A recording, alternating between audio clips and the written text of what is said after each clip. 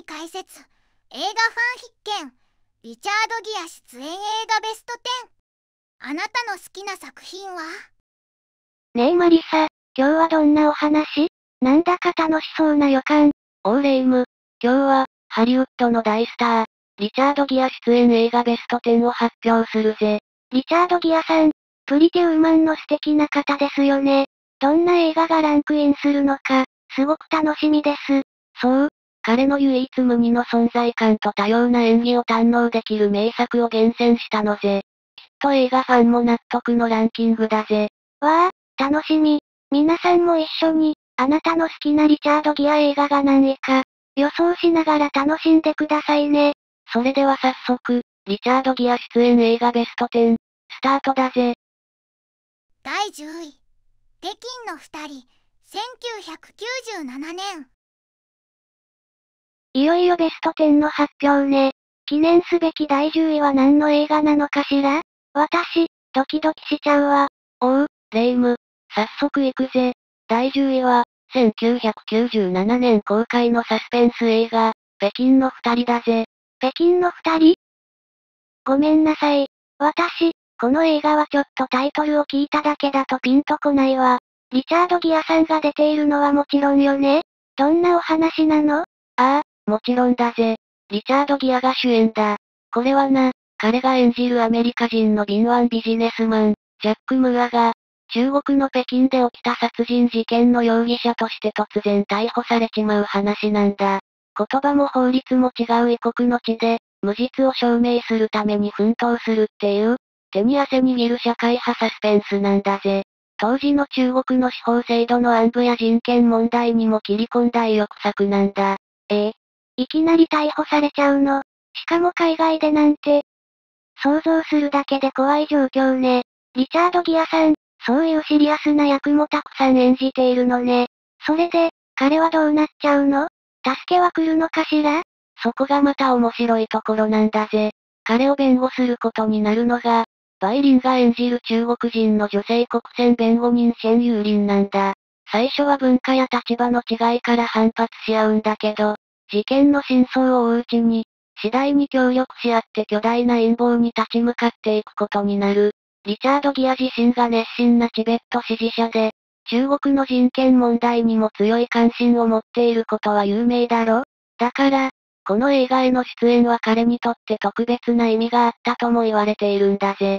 そうなのね。映画の内容だけじゃなくて、そんな背景まであるなんて、すごく興味深いわ。異文化の中で無実を証明するなんて、本当に大変そう。でも、だからこそ見応えがありそうね。その通りだぜ。だから、ただのサスペンス映画としてだけじゃなく、国際的な問題提起も含まれた作品として評価されているんだ。リチャード・ギアの緊迫感あふれる演技はもちろん、当時の中国の社会状況を感じられるのもポイントだ。スリルを味わいたい、そして少し考えさせられる映画を見たいって人には、ぜひ見てほしい一本だぜ。というわけで、第10位は北京の2人だ。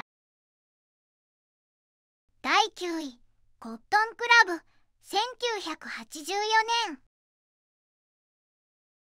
第10位の北京の2人、興味深かったわ。次は第9位ね。どんな映画かしら？第9位は、1984年公開、フランシス・フォード・コッポラ監督の野心作、コットンクラブだ。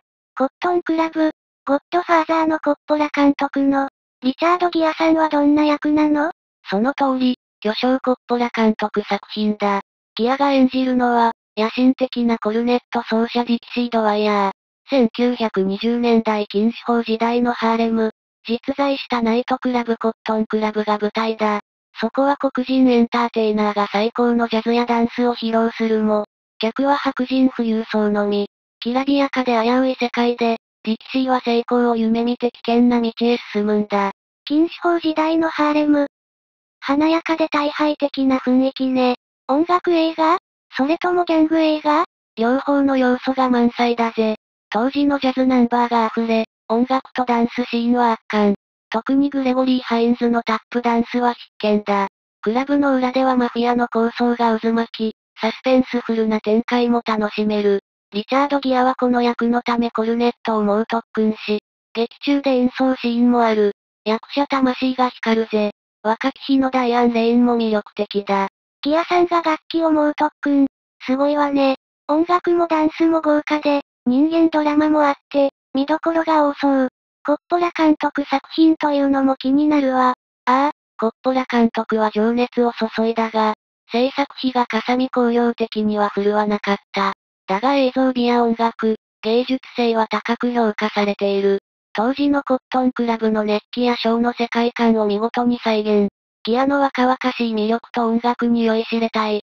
1920年代の危険な雰囲気を味わいたい人におすすめだぜ。第9位はコットンクラブ。第8位、愛と青春の旅立ち、1982年。マリサ、次はどんな名作が登場するんでしょう？ワクワクします。第8位は、1982年公開の愛と青春の旅立ちだぜ。リチャード・ギアを一躍、世界的なロマンチックヒーローにした代表作なのぜ。ああ、あの白い制服の、映画のポスターをよく見かけます。どんなお話なんですか？彼は海軍士官候補生ザック名誉を演じる。問題児だったザックが、鬼教官の厳しい指導や仲間との絆、デブラ・ウィンガー演じる女性ポーラとの恋愛を通して、人間的に成長していく姿を描くのぜ。厳しい訓練と恋愛、まさに愛と青春ですね。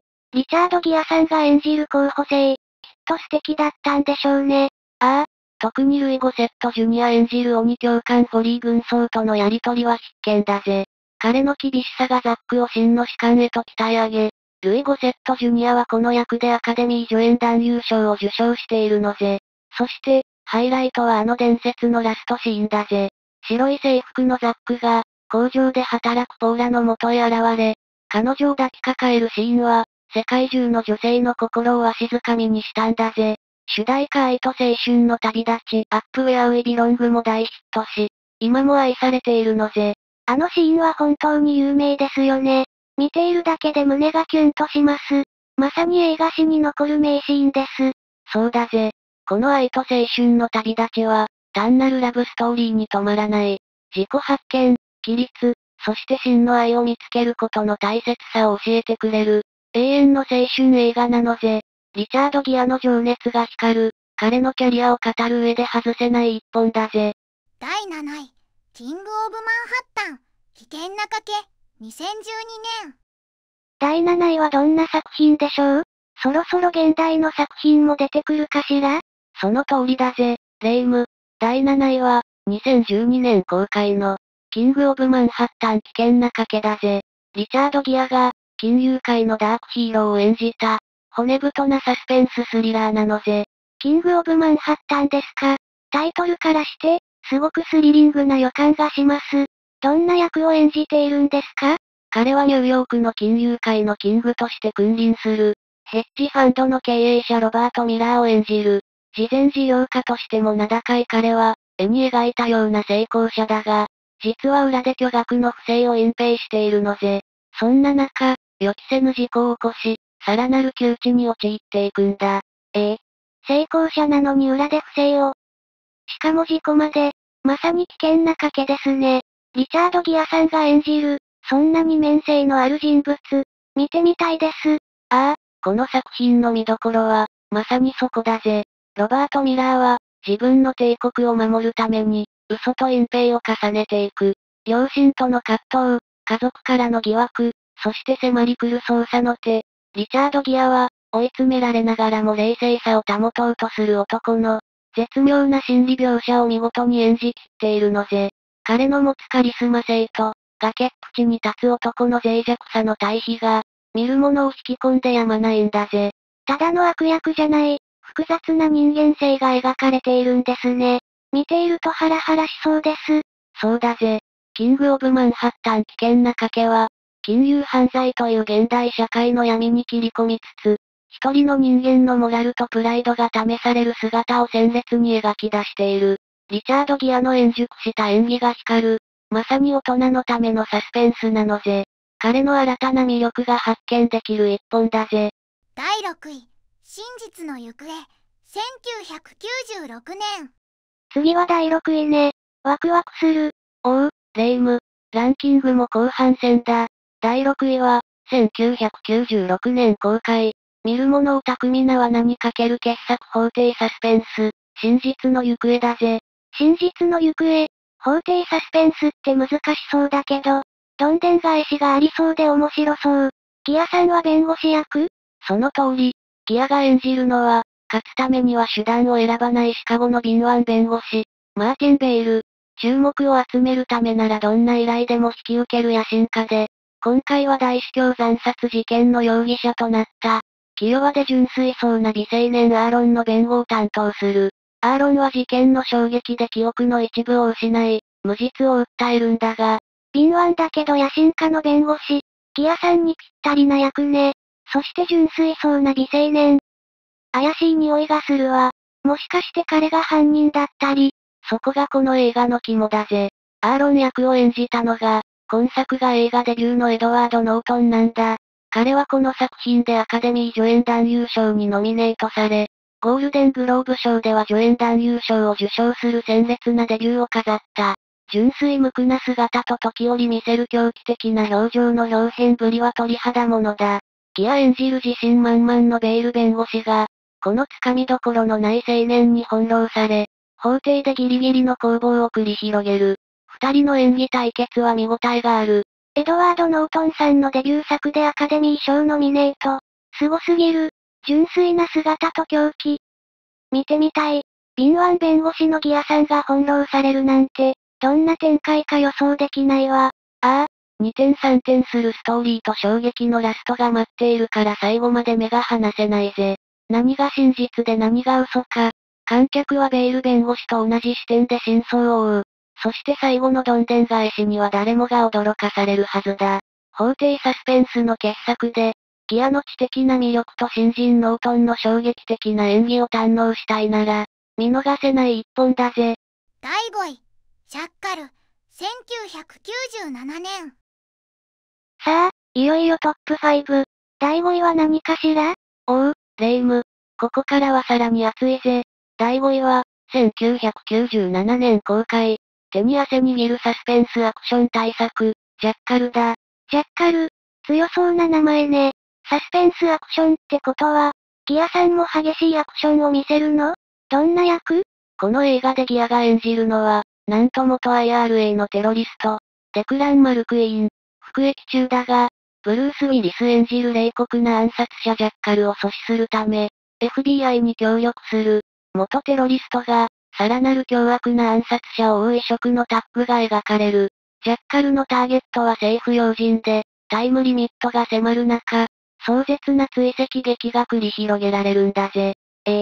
ギアさんが元テロリスト役、意外な役どころね。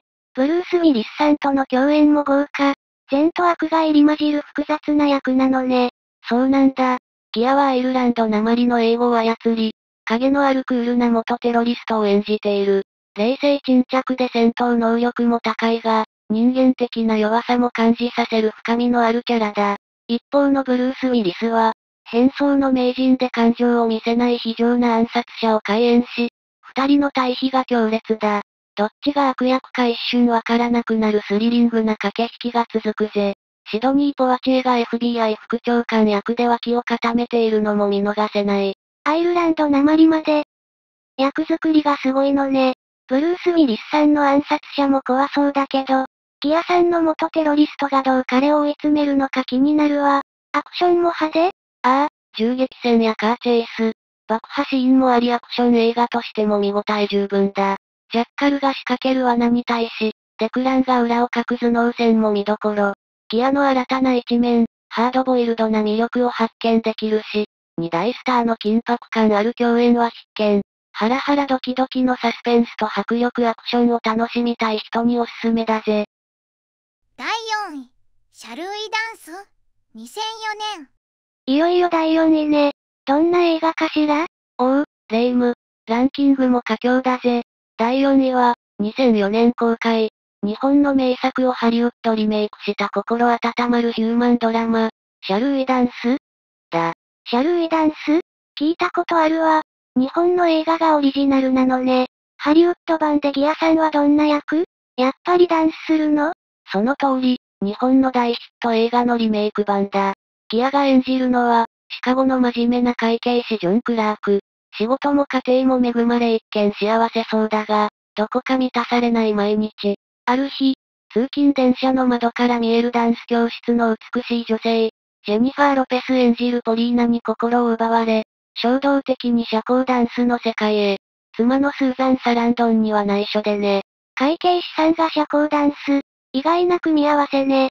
でも満たされない日常から新しい一歩を踏み出すのは共感できるかも。ジェニファー・ロペスさんとダンスなんて素敵。ああ、ぎこちなかったジョンが、個性的な仲間と出会いダンスの魅力にハマっていく姿が、コミカルかつ感動的に描かれている。スタンリー・ツッチら脇役もいい味を出してるぜ。ダンスを通してジョンが失いかけた人生の情熱やときめきを取り戻し、家族との関係にも変化が訪れる。ギアはこの役のため社交ダンスを特訓し、劇で見事なダンスを披露してるぞ。ギアさんが社交ダンスを特訓。見てみたいわ。コメディもあり感動もできるのね。家族との絆や人生の輝きを取り戻すテーマも素敵。ハリウッド版ならではの魅力もありそう。そうだな。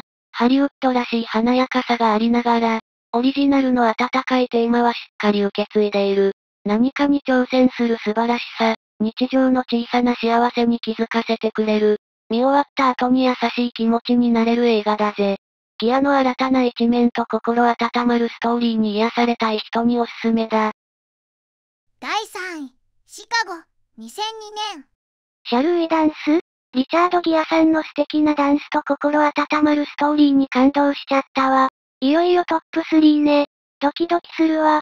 第3位は何かしら？おう、レイム。ついに来たぜ、トップ3だ。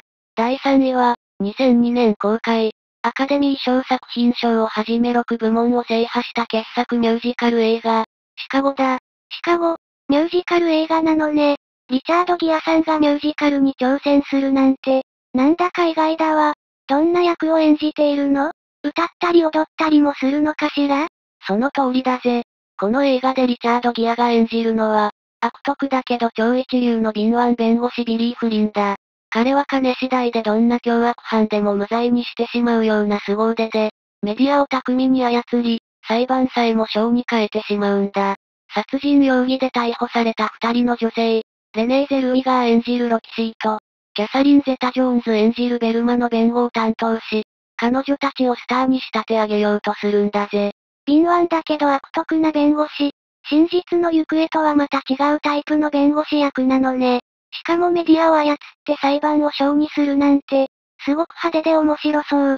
リチャード・ギアさんが歌って踊る姿、想像つかないわ。そこがこの映画の最大の魅力の一つだぜ。リチャード・ギアは、この役のために歌とタップダンスの猛特訓を受けて、劇中では見事なパフォーマンスを披露しているんだ。オールアイケラバウトイズラブを歌いながら華麗に登場するシーンや、法廷での弁論をショーのように演出する場面は必見だぜ。彼のダンディな魅力と、これまで隠されていたエンターテイナーとしての才能が、爆発しているんだ。共演の二人も素晴らしい歌とダンスを披露していて、まさに豪華絢爛なミュージカルの世界が楽しめるぞ。タップダンスまで、リチャード・ギアさん、本当に多彩なのね。アカデミー賞作品賞も受賞したっていうのも納得だわ。きっと音楽も素晴らしいんでしょうね。ゴージャスな世界観も楽しみだわ。ああ、ジャズエイジの競争的な雰囲気を再現した美術や衣装、そして一度聴いたら耳から離れないキャッチーな楽曲の数々。どれも一級品だ。物語も、殺人、野心、裏切り、そしてショービジネスの光と影をブラックユーモアたっぷりに描いていて、見応えがある。リチャード・ギアの新たな魅力に酔いしれたい人、そして最高のミュージカル映画体験をしたい人には絶対におすすめの一本だ。第2位、プリティウーマン、1990年。シカゴでのリチャード・ギアさんの悪徳弁護士役、歌もダンスも最高だったわ。ついに第2位ね。もう、どんな映画が来るのか想像もつかないわ。おう、レイム。いよいよここまで来たな。第2位は、リチャード・ギアの名前を世界中に轟かせ、ロマコメの金字塔として今も愛され続ける、1990年公開の大ヒット作、プリティウーマンだ。プリティウーマン、この映画は知ってるわ。ジュリア・ロバーツさんと共演した、有名な、リチャード・ギアさんは、お金持ちの役だったわよね。どんなストーリーだったかしら？その通り、リチャード・ギアが演じるのは、冷徹で仕事一筋の超リッチな実業家エドワード・ルイス。彼は偶然出会った天真爛漫なコールガール、ジュリア・ロバーツ演じるビビアンを、1週間の契約アシスタントとして雇うんだ。最初はビジネスライクな関係だった二人が、高級ホテルでの生活や上流階級のパーティーを経験する中で、徐々に惹かれ合っていくっていう、まさに現代版シンデレラストーリーだぜ。やっぱりロマンチックね。お金持ちの男性と、ちょっと訳ありな女性の恋物語って、永遠の憧れだわ。リチャード・ギアさんの役は、どんなところが魅力的なの？エドワードは、最初は心を閉ざしたクールな男なんだけど、ビビアンの屈託のない笑顔や純粋さに触れるうちに、人間らしい温かさを取り戻していくんだ。その変化をリチャード・ギアが繊細かつ魅力的に演じている。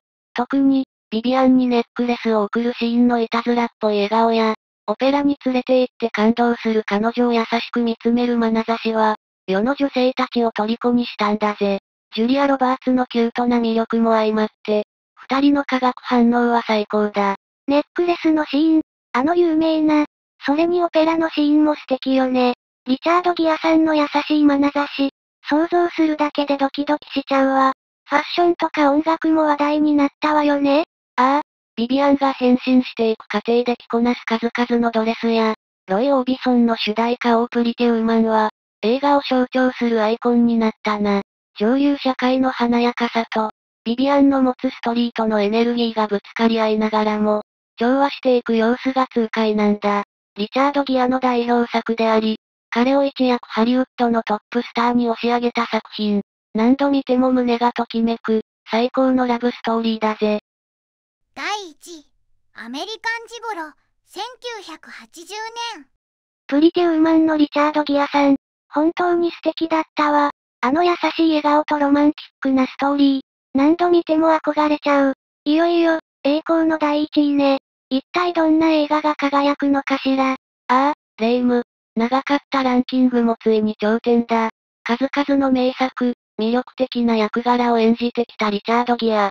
その輝かしいキャリアの中でも、彼をスターダムに押し上げ、そのセクシーな魅力を世に知らしめた記念碑的作品。堂々の第1位は、1980年公開、アメリカンジゴロだ。アメリカンジゴロ。なんだかすごく大人びたタイトルね。ジゴロっていうことは、もしかして、そういう役なの？リチャード・ギアさんが、なんだかドキドキしちゃうわ。その通りだぜ、レイム。この作品でリチャード・ギアが演じるのは、ロサンゼルスを舞台に高級コールボーイとして生きる青年、ジュリアン・ケイだ。彼は洗練されたファッションに身を包み、高級車を乗りこなし、上流階級の女性たちを次々と虜にしていく。だが、その華やかな世界の裏で孤独と虚無感を抱え、やがて殺人事件の容疑者として追い詰められていくんだ。まさに光と影を合わせ持つ、危険な香りのする男を見事に体現しているぜ。コールボーイ役、しかも殺人事件の容疑者。プリティウーマンのエドワードとは全然違う。ダークで影のある役柄なのね。でも、リチャード・ギアさんなら、きっとそういう役も魅力的に演じているんでしょうね。このジュリアン・ケイという役は、リチャード・ギアのキャリアにとって非常に重要なターニングポイントになったんだ。彼が身にまとうジョルジオ・アルマーニのスーツは、ジゴロルックとして世界的なファッションブームを巻き起こし、映画全体のスタイリッシュな映像美、ブロンディが手掛けたクールな音楽とともに、80年代を象徴する作品の一つになった。彼の憂いを帯びた表情、鍛え上げられた肉体、そしてどこか影のある色気は、当時の若者たちを熱狂させ、一躍セックスシンボルとしての地位を確立したんだぜ。アルマーニのスーツにブロンディの音楽、すごくおしゃれでかっこいい映画だったのね。セックスシンボル、リチャード・ギアさんの原点とも言える作品なのかしら。サスペンスとしても見応えがありそうね。まさにその通りだ。単なる男性版プリティウーマンではない、もっと対配的で、人間の欲望や孤独、社会の歪みといったテーマも内包した奥深い作品だ。ポール・シュレイダー監督の乾いた演出も光っている。リチャード・ギアの初期衝動とも言える、ギラギラとした野心と繊細さが同居した唯一無二の魅力を堪能できる。彼のファンならずとも、この作品でしか見られない若き日のリチャード・ギアの輝きは必見だぜ。総評またはまとめ。マリサ、リチャード・ギアさんの出演映画ランキング、本当に見応えがありましたね。ああ、レイム。こうして改めて彼のキャリアを振り返ると、その魅力と才能の奥深さに改めて驚かされるのぜ。若き日のセクシーなアイコンから、シリアスな演技派、そしてロマンティックな貴公子まで、まさに変幻自在な役柄を演じ分けてきたな。そうですね。アメリカンジゴロでのクールな色気から、プリティウーマンでの紳士的な魅力、シカゴでの歌って踊る姿、そしてシャルウィダンスでの温かい人間味、さらにジャッカルでのハードボイルドな演技まで、彼の俳優としての幅広さが改めて際立ちました。そうだぜ。常に新たな挑戦を恐れず、どの作品でも強烈な印象を残してきた。彼の持つ独特の眼差しと、どんな役にも溶け込む自然体な演技は、見る者を引きつけてやまないのぜ。リチャード・ギアは、時代を超えて愛される真のハリウッドスターだと、改めて感じたぜ。最後までご視聴いただきありがとうございました。これからも役立つ情報をお届けいたしますので、チャンネル登録と高評価をよろしくお願いします。コメント欄でご意見や質問もお待ちしています。それではまた次回お会いしましょう。バイバイ。今日も一日良い日で、またね。